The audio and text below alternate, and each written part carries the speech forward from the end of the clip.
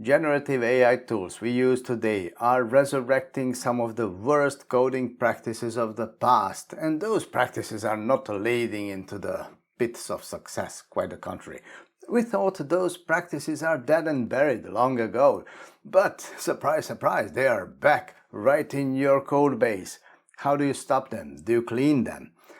The first step in cleaning sloppy code is to understand what is bad in what Claude Code or Codex or similar tools generate. We will start from the requirements, and one step at a time we will create mess.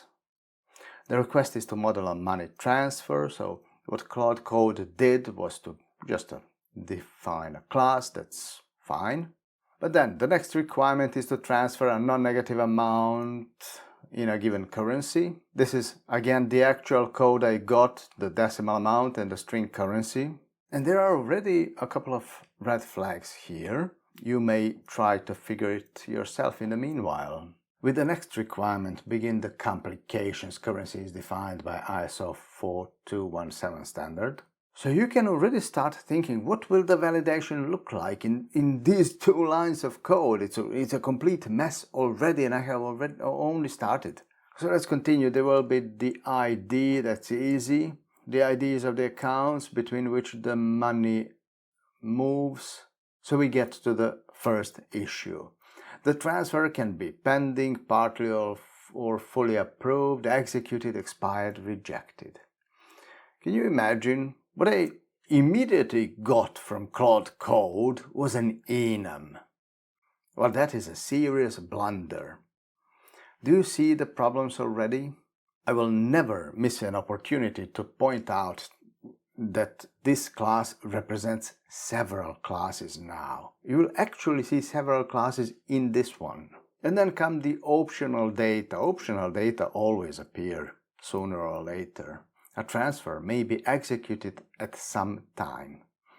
However, the transfer that was not executed would have a null timestamp.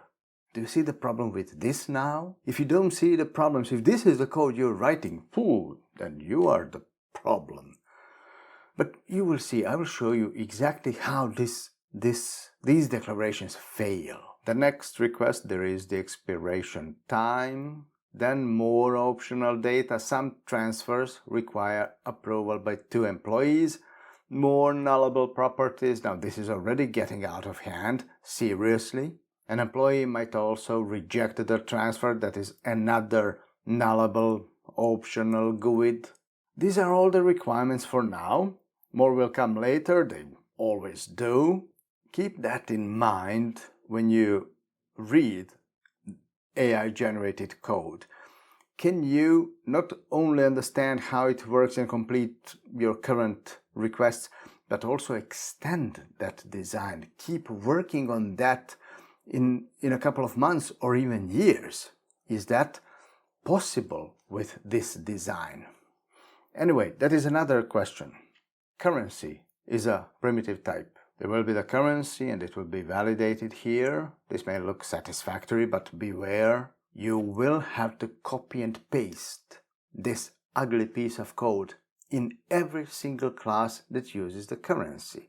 That's the result of primitive obsession. So the first bad practice that AI-generative tools are resurrecting in our code is primitive obsession all around. It simply loves ints and strings and decimals. It would go similarly with the amount. Some validation here, and it might look complete, but it is not, because a valid number of decimal places in the money amount is defined for each currency individually, which opens the whole new set of problems. Look, this object, it is a valid transfer. The next one I create is invalid. Can you spot the difference? Well, the transfer class obviously cannot spot the difference. It thinks that both objects are valid, but one of them is not. Because Japan yen has no fractional units, it cannot have anything but 0 decimal places. But my AI-generated class cannot validate that.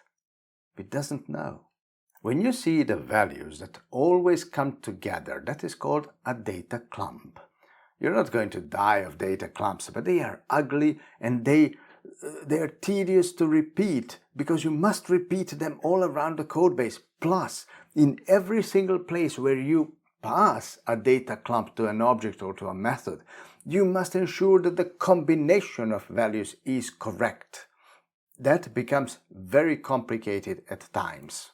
Now, there is one more philosophical view on this problem, because this is all AI-generated code.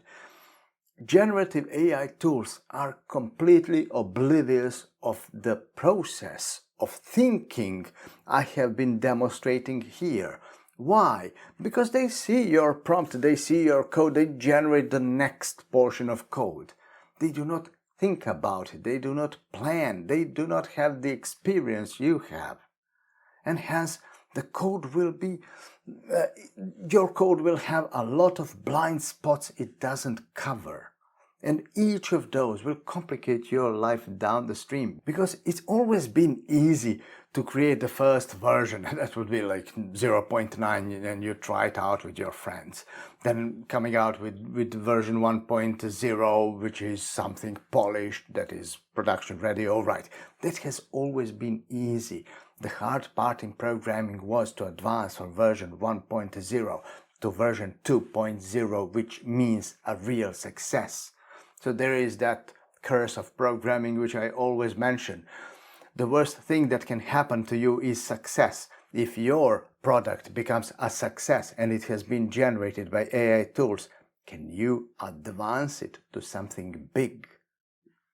If it is full of mess, that is the problem you should be thinking about, not version 1.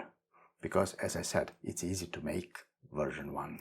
That is where we come to that deadly sin in design, the use of an enum to specify state. State always comes with additional data. Enum has no additional data, so you have to accompany it with additional properties to make it complete. Do not mix this up with Rust enums. They are something completely different. Rust enums are more similar to C# records. So the next thing will be to show you how a class that contains an enum fails, and it fails miserably. You will see that.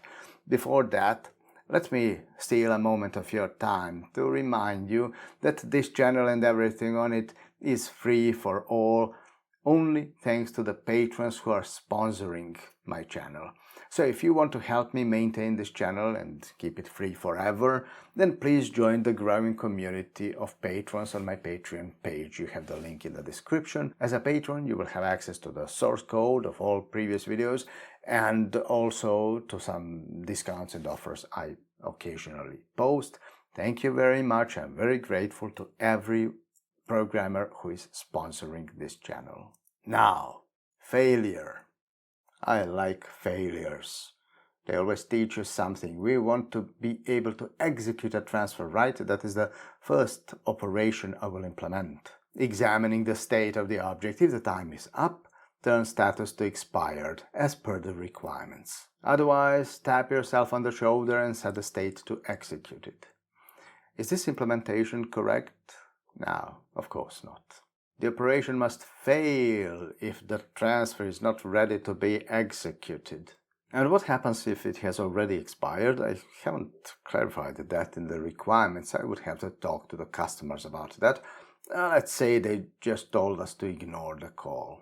But the problem is much bigger than just clarifying the requirements. How on earth can a transfer object expose a public execute method if it cannot be executed because 2 employees have not approved it? The object still exposes the public execute method. That is totally insane. That is the direct result of using an enum. You don't know what the object is capable of until you look into it and you make a call, and then what? Catch the exception. That doesn't make any sense. Nobody wants objects that throw. We need objects that work. If there is an execute method, it must execute a transfer. That's it. It cannot throw. It can get even worse. How do we approve a transfer? You know the drill. Check all the combinations one after another and decide. Now back to what I said earlier. This class is clearly implementing several classes. You can see that here, every if instruction here is the question, am I pretending to be this class? There is a huge red flag in design, and generative AI tools are putting this into your code, making it very hard to extend and maintain in the long run. That is my principal concern. The long run. I want my projects to be successful not today, but in the next months, in the next years. That's what success is, not version 1.0. Of course, don't forget to fail in the else branch. Not every transfer type should have the approve method, but it's late now. The damage was done long ago. And even that is not all. Look at the execute method again.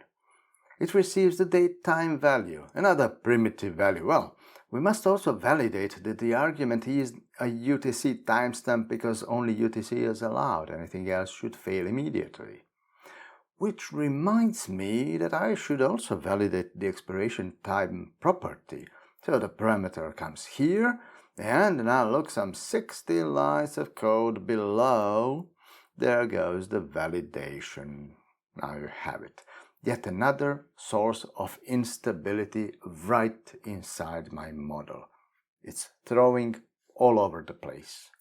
I have just shown you what happens if you unleash generative AI tools and leave them do whatever they like.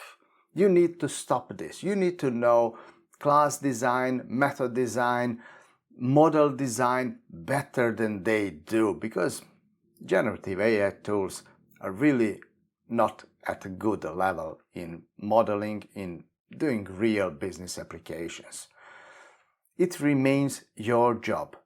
Read all the code AI tools write for you, stop them as you see that they have gone off track, make them return on track. It's possible to make them generate clean, good code that can be maintained, but it must be a constant effort on your end.